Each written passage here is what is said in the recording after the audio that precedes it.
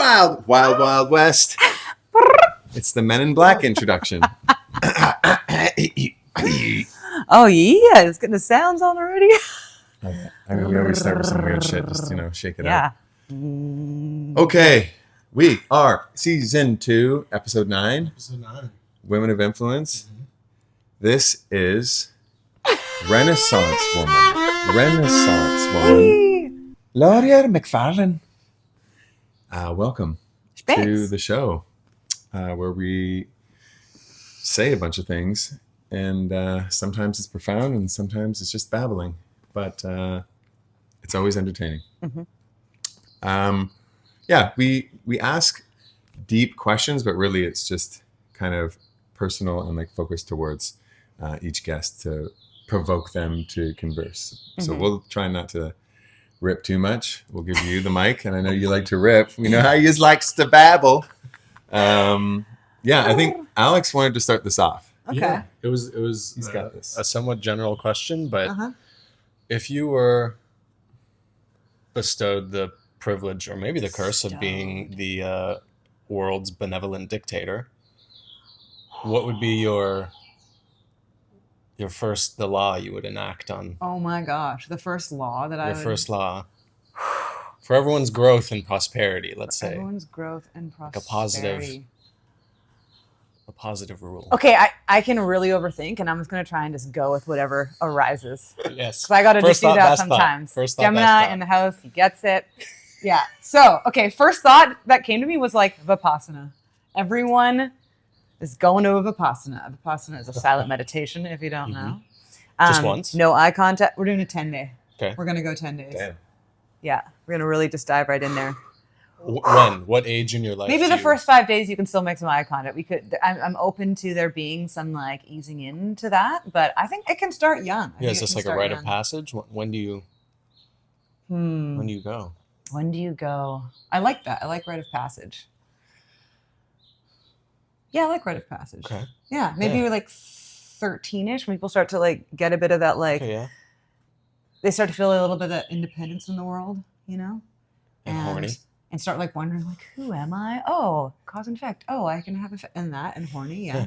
You know, so you can hone that energy in Vipassana and figure out different ways to use it. There's a lot of breath work. Or lose your fucking mind. Or lose your fucking mind. Yeah, develop psychosis early on. But then we could identify them and benevolently remove them. That's true. It's a really great pruning opportunity. Yes. Pruning. Prune those little shits. Prune those little shits. All right. Now we're going to get deep. No, just kidding. Okay, this is a good one. This is a great one. Okay. As a woman, what are some expectations placed on you by society that you have felt personally conflicted about, and how has that tension shaped who you are becoming? Okay. So many. There's so many. I mean, okay. I feel like one of the first things that I can go back to, like really young, was sort of this idea, and it's different for everybody because it's part of it's your family, part of it's your school, the environments we spend time in when we're young. But I would say sort of the idea of like the good girl, like being, and I know that's maybe not like all women. That could be like, maybe some women don't experience that part. But I think for me, there was a lot of that feeling of like being the like, like don't get in trouble and kind of like pay attention to other people and like a lot of sort of always like watching and not interrupting things, and so like a know your place kind of sit back a little. Yeah. And just like the not kind of just like expressing wildly and sort of like being contained and sitting a certain way. And, people come over and you say like, oh, when you come over, you're going to say, hi, like, how are you? You're going to be quiet and, that kind of thing. And then when I was going to be more like upfront, it was like, I was invited to do like my family would be like, oh, Lorea, like, why don't you go play the piano for everybody? And then kind of like put on a show and like show how good you are at doing this thing, like that sort of thing. So that kind of, there's also elements of sort of the like perfectionism that sort of came out of that too, of the like you sort of show yourself when you're called because like you want to be seen when you're like doing something you're good at, or like yeah, it's interesting. I mean, I can see all these like great things that came from that too, of like I feel like attunement to other people and to like my surroundings. A lot of like I did tend to more like sit back and watch, but then in like how it affected the course of my life in ways that feel sort of challenging for me are like I feel like the self-directed part of me is weaker in some ways. I often am better at being more like receptive. I can meet something when it arises. Like things come in and I tend to say like yes or no or decide. But when someone's like, well, what do you want? And like, what job do you want to do? And I've always had a way harder time with that, like initiating. Like, interesting. I just, like I told you, I came up with my first business card like last night and I'm almost 41. Like I've never had this is what I do, this is who I am. It's more just like, oh, well, you know, this came up and I said yes or no. So not to go off too much on that, but definitely like more of like a receptive nature, and then a harder time kind of like initiating and having like that drive that's like self motivated. Yeah. Well, if we're going to connect to that, who you are becoming, you might as well say, what is that business that you're doing? So I'm currently Renaissance womaning my way through life with all sorts of different gigs. A lot of them in the music business. Yeah. Some film and stuff, and I've done all sorts of stuff over the last like 20 years, all these different fields, but I've always been like studying through that and like kind of adding all these certifications and courses, and so all of those are related to like wellness and like psychology, philosophy, like, you know, helping people with trauma or, you know, like changing things up in their life that they want to change. And so I was like, you know what, what's like the best thing that sums that up for me? Because I still want to be broad enough that I can continue to keep learning things and they're still going to fit within that umbrella. So I came up with like the title repatterning coach, because I feel like when I look at life, I just see patterns everywhere. I'm like, I see how all these things that are connected, a lot of things that don't seem connected to so many people. My brain is just like boom, boom, boom, boom, boom. You know, this is connected to this through like these 30 steps. And so I'm sort of developing like this like method I can use to simmer down any kind of shift that someone might want to make in their life, and like have this way that we can move through it with these steps. Because life is so nuanced. I think it's important for me to have some kind of structure. Yeah. But then like whatever the pattern is can be anything, right? Yeah. It can be like life transitions or like, you know, changing the food you eat or changing careers or exactly. So I felt like the repatterning or rewiring is like very me, and I can take everything I've sort of done in my life and studied and apply it all there. So, yeah. Yeah, because you've learned a lot since I've known you. Long time. I don't even know if we should tell that story of how we met, but it's so good. It is comical. It could be like an offshoot, like, you know, an offshoot. Post. Looking at the woman you are now versus the woman you were 10 years ago, what's one major shift in how you see yourself that the modern world forced you to confront? That the modern world forced me to confront. Yeah, like where we are now, like how the world is now. Yeah. Okay, so 10 years ago, I'm like 30, 31. I'm always like, what was I doing at that time? I knew Kyle before that. Yeah. Even. Yeah. I was still doing music business stuff, but I think a big thing that's changed, actually, top of my head. We're going top of the head. Let's do it. So I feel like technology, social media, huge difference in the last 10 years, just how much we use that. I think the amount of access that we have to each other is huge. I tend to be a very open person. I tend to have a lot of people kind of always in my life just sort of come in because I think I'm just comfortable. I'm curious about people. I'm like, tell me whatever. Cool. I won't judge you. It's fine.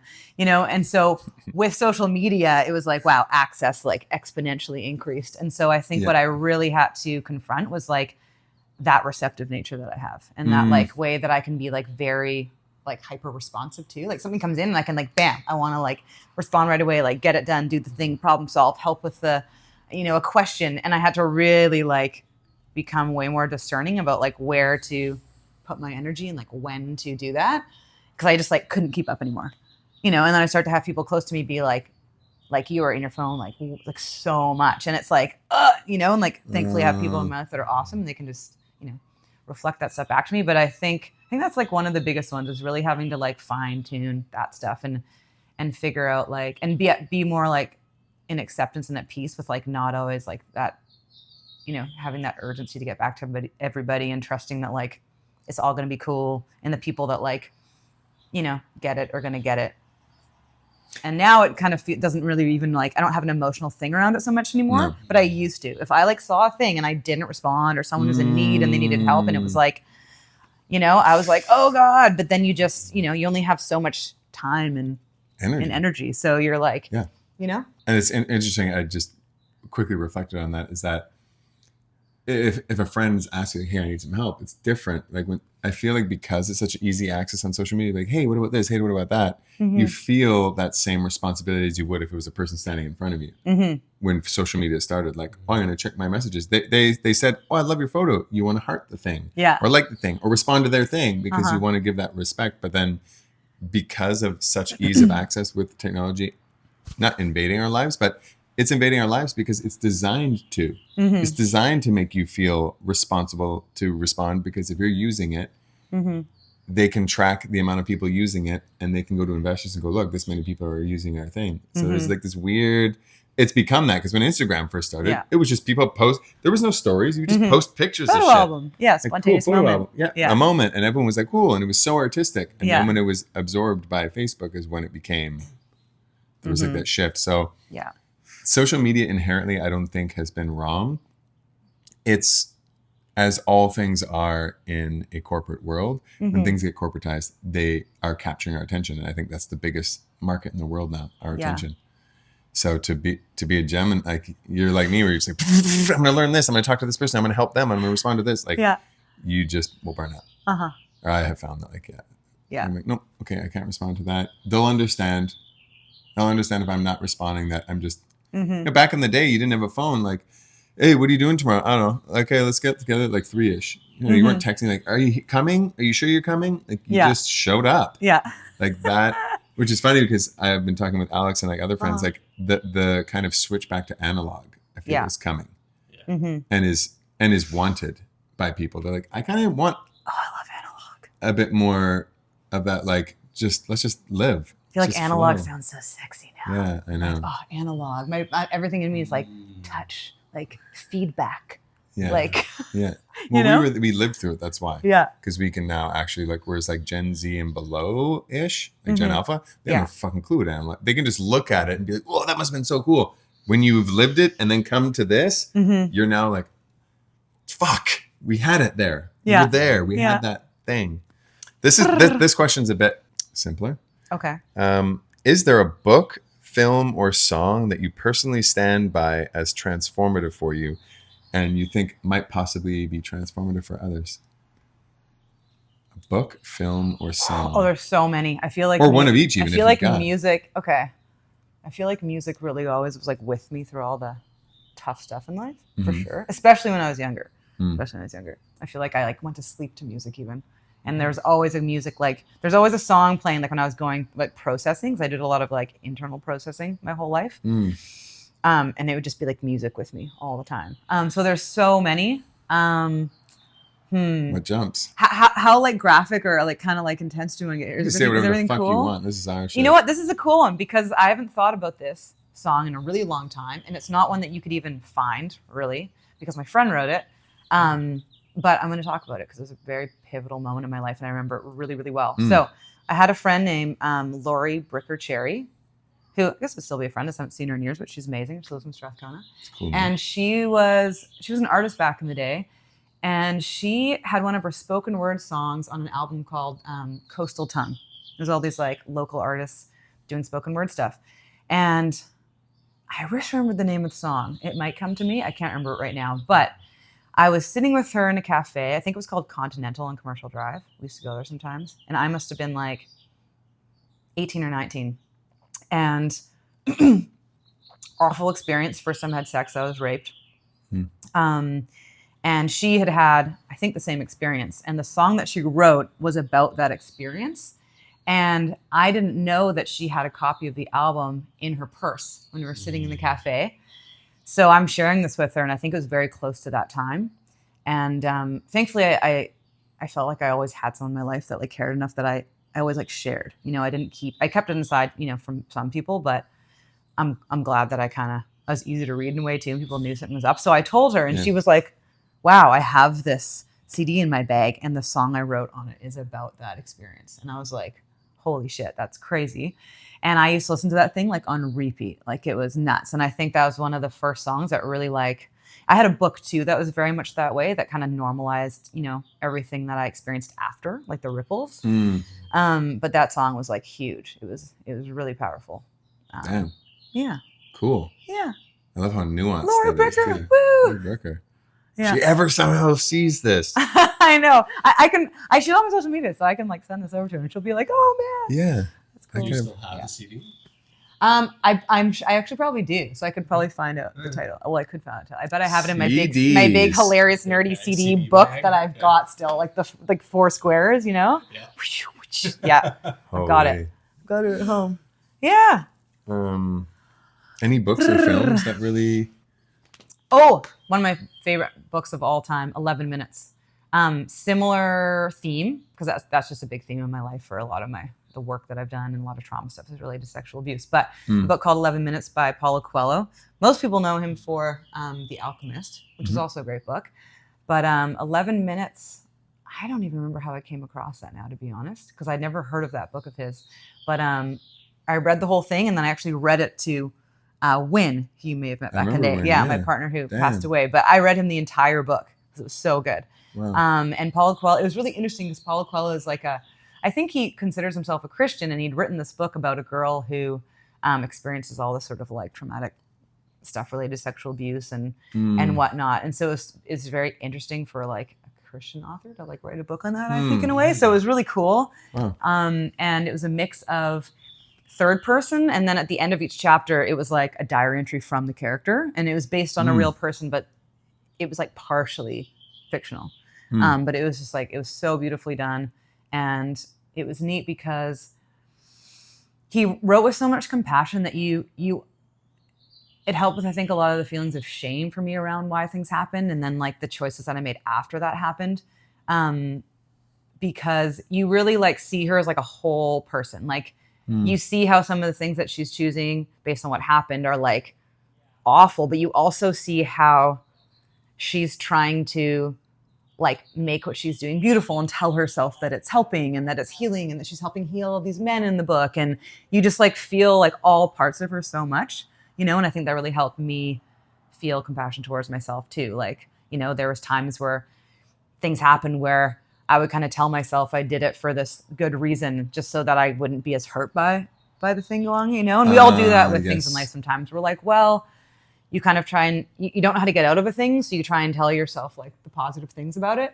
And then maybe later you're like, ooh, you know, that was pretty damaging, but the process. Yeah. That's what we do to kind of keep going. Right. Sometimes as we attach to something that's beautiful about it, and we find that, and until we make a big enough shift that it's kind of behind us. Right. And so, yeah, that was a huge one, 11 Minutes. And movie-wise? Yeah, any films. The film could relate to anything. Just something that you feel like was powerful for you that might be powerful for others. I thought the movie, top of the head, okay, I keep coming back to this. This is fun, actually. If I do it this way, it's way easier. I just go, first thing is like, Les Intouchables, because it's all in French, The Untouchables. And it's a true story. It's not a documentary style. It's like a feature film vibe.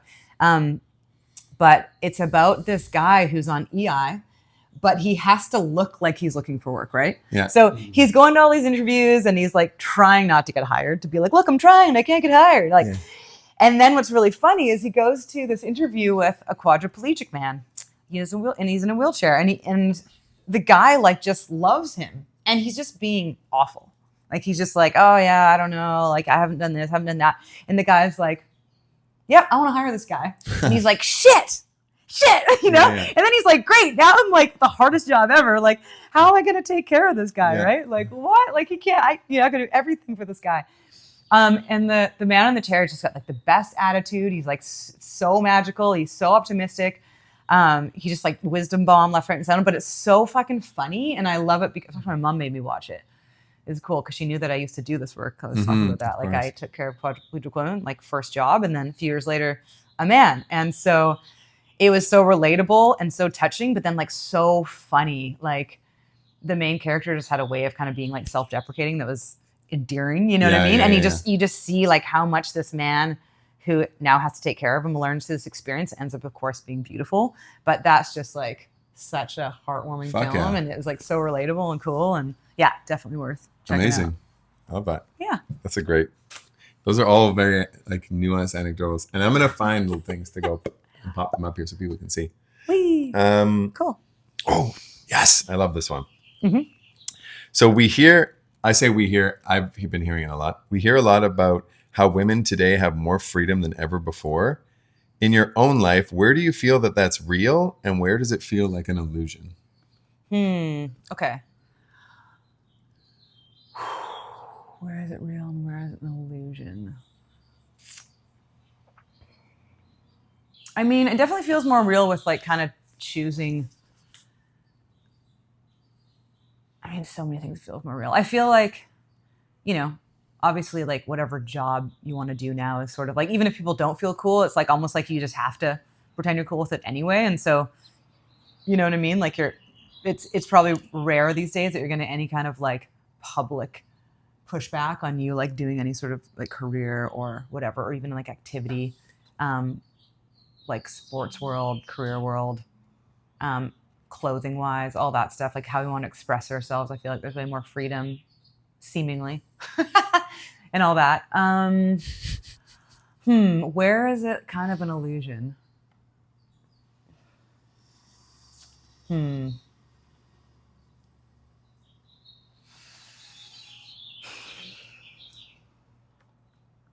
This is tricky because like there's, and like how long is these days? I mean, I can't say that I've experienced this really, really recently, but I also haven't been like single for quite a few years.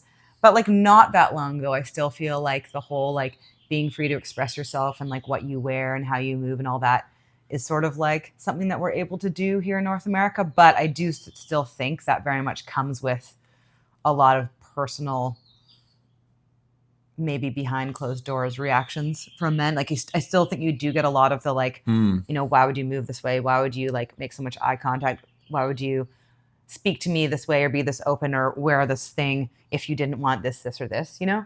I still think that a lot of that does exist for sure. Like, I don't think that's gone yet. You know what I mean? So it's like, yeah, you could, doors. Yeah. Like, I'm like, oh, you could like go out there and do these things now. And it's generally going to seem okay. But I do still think there's a lot of that. Yeah. Not enough actual like compassionate inquiry and like curiosity and asking questions, and more just like still a lot of the assumptions. You know what I mean? Yeah. Interesting. Do you find that is there a discerning, do you find it easier to make friends with women or men, or is it both the same for you? It used to be men for sure. Like a lot of the way through my life, because in high school I went to an all-girls private school. I kind of had to like caddy women, talk behind your back. Like I got along with guys naturally because I was kind of the tomboy. I did a lot of sports when I was young. I did well with sports, so they kind of like respected me. So we actually were able to form like real friendships, and but because of that, when I went to the girls' school, I think they found that really threatening, and so there's all the jealousy and that kind of stuff. So because I went through so much of that like every day for so many years, like grade 7 to 12, that took a while to sort of like break up. Yeah. I have a cool story around how I kind of got through that actually, which is neat. But yeah, so then once I kind of went through these steps that I did I started doing these kind of social experiments with women in particular, so that I could try to like break free from like the conditioning from high school.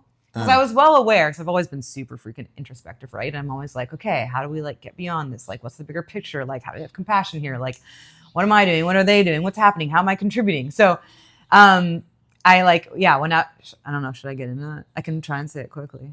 The things that I did, the social experiment. Okay, so I was probably like 19. I was like getting out in the world. I was out of high school. So I started to meet people that, of course, were outside of just that little catty bubble of high school, right? Yeah. And I just noticed like, okay, well, one, you start to realize that a lot of women, if you experienced it, probably also experienced it, which means that a lot of them are probably projecting what I might be projecting about like, oh no, I'm meeting women. What if they're like those girls, right? So already then you're like, nervous system's a bit like on edge, and people can feel that, right? So we'd meet each other, and I was like, okay, I'm going to do these 3 things when I meet women, and we're just going to see what happens. And I was like terrified. Yeah. I was terrified. I was like, I'd meet women. I could tell right away that they didn't even like want to like me. Like they didn't even met me. And I was like, they don't even want to like me. So I was like, when I meet them, I'm making eye contact right away when I introduce myself. And then I was like, if it feels appropriate, I will make some form of physical contact. Even if it's just like so nice to meet you, or maybe I shake their hand, and maybe some women I could give them a hug, right? And then the third one was if there was something about them that I authentically liked or appreciated, I would like let them know that. Only if it's authentic. So I'm like on the fluffy shit, right? So I was like, okay, if there's something cool about them, or I'd be like, oh yeah, like I really like this thing about you. And I'm not kidding. That literally like that just became a normal thing for me. I would just make myself do that. And I watched my ability to form deeper bonds with women like change so fast. Wow. And men just kind of like gave me more of a free pass when I was younger. I mean, I have a lot of like negative situations with men that happen, like I mentioned earlier, but as far as just sort of like friendship and meeting them and being able to be myself, I could kind of just wear whatever, be however, say whatever, and men tended to usually give me more positive feedback. But the women was much harder. So, but now I feel like that's rare now. Like I think if I do get a bit on edge, it'll still be maybe more women sometimes, but generally speaking, I'm like, can meet women on the street, men on the street, whoever, and I'm pretty like just open. I'm pretty chill. My nervous system's like way more calm, and you're refined at this point. You've got a system that works. But it was fun to be able to look at that and be like, oh my God, I did these things so mindfully and like committed, and it like, worked. So it's quite simple. Fun to talk about. Yeah. Those three steps are quite simple. Oh. Yeah. Beautiful. This is I'm like to everyone. I wrote them. What is some health advice you've learned on your journey that you believe should be passed on or heard by other people? Oh, bite size. Right now I'm all about bite size, like everything. Like health to me is so many things, right? Because I'm obsessed with wellness. So I see health as like the plants you have in your room and how they like, purify your air. I see health as like the people around you and all the little things I feel like lately I keep seeing like a mixing board and there's all these little knobs and I'm like, this one goes a little up, this goes a little down, this a little down, this a little up. And right? It's like, but you got it. You got the sounds. I don't know the sounds, but I can turn the knobs. But everything now is like bite size, to me, because I'm also seeing a lot of the people that just blow up in the world, often the people that are like more dogmatic, they're more black and white. And I get it. That's like, that kind of sells. It catches people. Do this, like this is going to change. Do this, you will thrive. This one pull up is going to... Yeah. Like eat this way, you will thrive. Do this and you will sleep so good. It's like, and I see how there is like validity and awesome stuff in like pretty much anything. But yeah, I'm always grab a bit of this, grab a bit of that, see what works for you. Yeah. Everything's personal. Life is so nuanced. And like, I just see life in these like circles, these loops where it's like, it can be like good, or healthy. And then you hit a certain point and it's like unhealthy, bad. And you have too much bad and then it becomes good again. It's like, it's almost how I see like even our like behavior, right? It's like we're trying to do nice things in the world and we're like, we're serving, and all of a sudden it becomes more about ego. And then suddenly that service is actually now negative and now looks kind of like dangerous and looks a little shadowy, right? And then we're like, oh shit.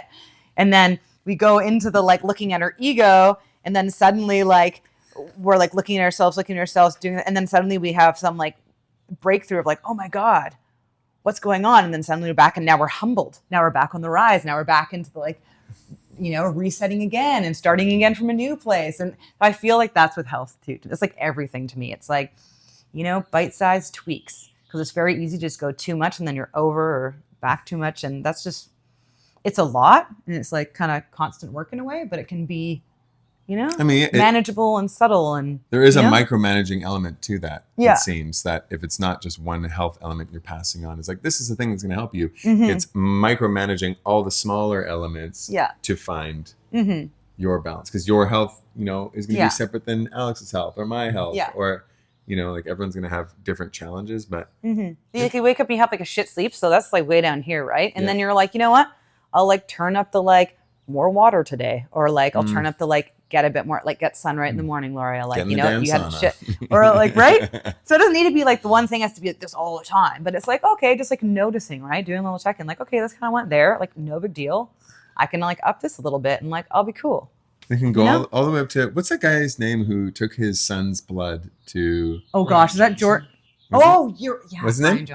Brian Johnson. Yeah. He's taken that. Whew. Boy, is he spinning those dials. Oh wow! I'm pretty sure doesn't he take like 98,000 supplements a day or something? Oh yeah, his routine is crazy. Maybe he just has an IV in now. Yeah, his a bag of attached to him. He just walks around. It's merged. But this reminds me, a coach described it to me once, which I really like the analogy. He's like, "Oh, health is like it's a plate spinning act," and he's like, "You're never going to keep all the plates spinning perfectly." But he's like, "Are you frantically running around trying to spin all the plates?" Or he's like, "Or you could just playfully spin them and like." You can let one break and you can get a new plate and start spinning it again. And that was a like helpful metaphor for me to understand like my own health and what you were saying about the levels of things of just being like, sometimes you're in the green, sometimes you're in the red. And it's like, it's okay.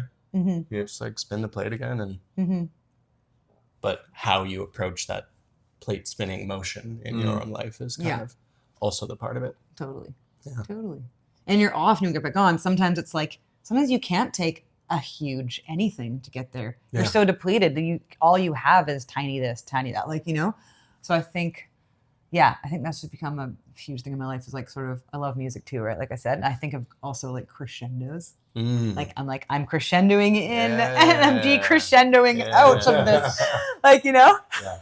Okay. So this kind of ties into another question I had and going back to your work in the gig economy and also the work coming into the patterning coach or repatterning coach, sorry. Can you talk a little bit about like systems and structure in our life and where that can be extremely useful and helpful and then how that can also maybe hinder and weigh down?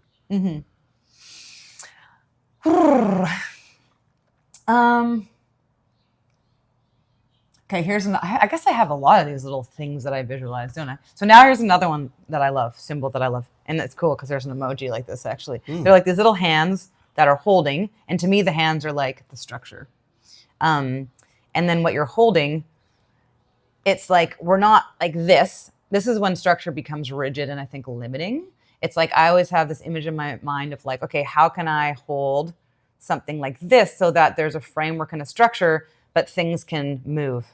Like, you know, in and out. So I'm always like holding, you know, kind of tenderly, but there's like this like femininity about it. And the masculine's almost like the holding.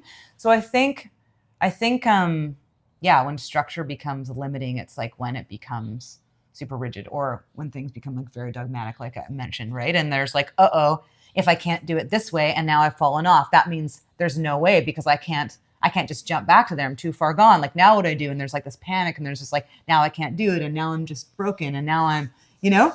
So when we remove some of that and like this, it's like, okay, like this is, the hands are like what we're going for. Maybe that's our goal. We've decided these are the things we value, or we've decided this is the kind of schedule we like if for our lives right now. But like this stuff above is like the, you know, the way that it's like, okay, it can go off here and there and like, you know what I mean? I think also like when it's too loose, I feel like it reminds me of a lot of people that I know that have like traveled a lot. I feel like Vancouver's a very sort of transient city. So I feel that's a lot of people that are here that travel a lot, come through for a bit, leave, or they grew up here and they want to go out and travel and come back. And a lot of people say like they're stoked, they look like they're living the dream, they're loving it. But when they come home, because they travel so much and they don't have like one home to come back to, there's like this, like, I can't tell you how many times I've heard this, like there's just like, all of a sudden they feel like zero sense of grounding and they just came from being out in the world and feeling so good and like themselves, and they come home and there's like this like flailing, and they almost always have this sort of like breakdown, this dark night where they're like, I'm so untethered and I'm so, you know, because they haven't put that, maybe they were like, well, I'm traveling, I don't want to spend the money to do the thing, but then the price they pay is like, okay, but when you come back, like, you know, you're sleeping on the couch, you're like doing this, you haven't like put that love into that energy into this, right? So that like it can something to catch you. So yeah, I just feel like you always sort of need a little bit of both of that, like that structure that you've created that like gives you some of that like flexibility to be free and stuff. And yeah, I don't know. Cool. Is that? Yeah. Isn't super specifically related to like my work and stuff, but yeah, it's fine. my gig work is more the like all over. And what I'm moving towards is gonna still have freedom, but I'll get to decide. So what I'm moving into will probably be the more balanced like work for me because I can decide a schedule, but it can still be flexible with client stuff. But right now I'm just kind of like, you know, a gig comes up that day and it's just that day and it's just that long. And when I start, I start. And when they tell me I can go, I can go. So right now my work is kind of like, and that's easy because you don't need much thought. You can just show up, do your shit. Yeah. Enjoy the that people. Part's true. I'm out. Yeah. Let's go to nature. Yeah. Let's go crabbing. Let's go crabbing. And then for anyone maybe going through a repatterning in their own life or trying to enact some change, what would be your first thought, best thought of someone managing the, like, I don't know, maybe natural aggression towards self that can accompany self-change and self-improvement? The natural like aggression, like someone being hard on themselves going through change. Yeah, this idea that like, I need to fix this, and until I do, you know. Yeah, I mean, and I feel a little cliche here, I'm not going to lie, but I do still love this. And I see this a lot, which is great. It's great that it's cliche because I think it's really healthy. It's like that whole idea that when we go through change, it almost never looks like this, right? And so when we're in it, I actually spoke to this yesterday because I had a really hard day yesterday and I felt like I was sort of like on the bottom. But when I look at, you know, my December, like when I zoom out farther and look at my December, I was definitely like in a kind of lower vibe space, wasn't doing well, more bad days, more heavy days, negative days. And now like, you know, I'm here, but you know, you still get this, right? So maybe yesterday was here, but when I zoom out, it's still above here. And so I think that honestly is one of the most important things to remember. It's like I find that like, this is so kind of Gemini.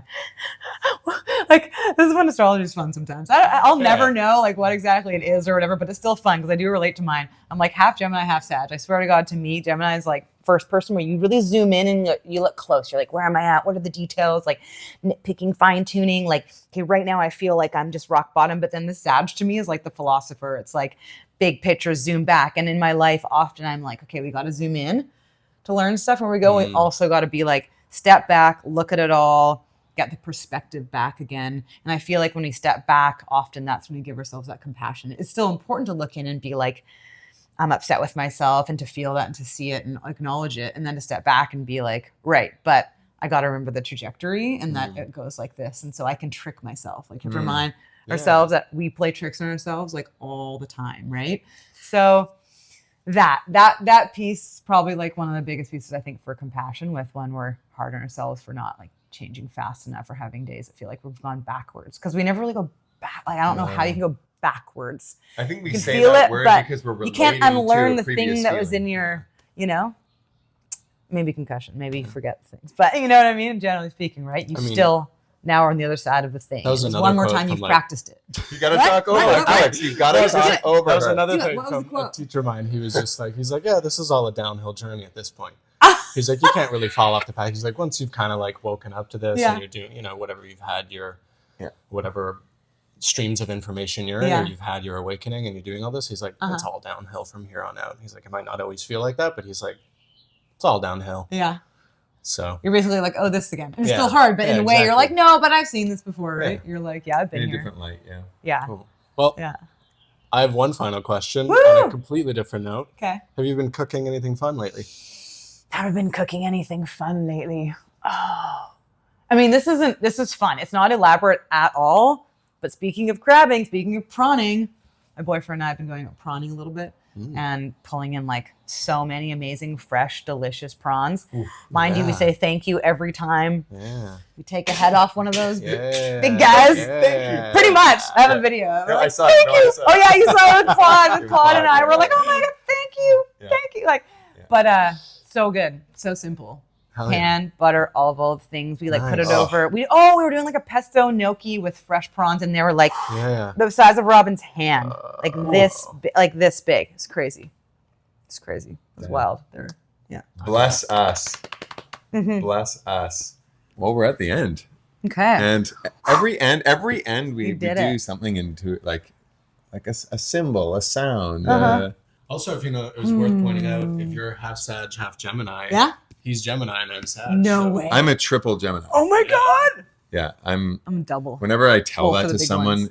if it's a new friend or someone I'm dating, they're like, yeah. Oh. Like Mercury, like rising, sun. Setting, and... Oh, you mean sun, moon, rising? Sun, moon, rising, yeah. Wow. All gems. What a trip. Yeah. Well, that was perfect. Yeah.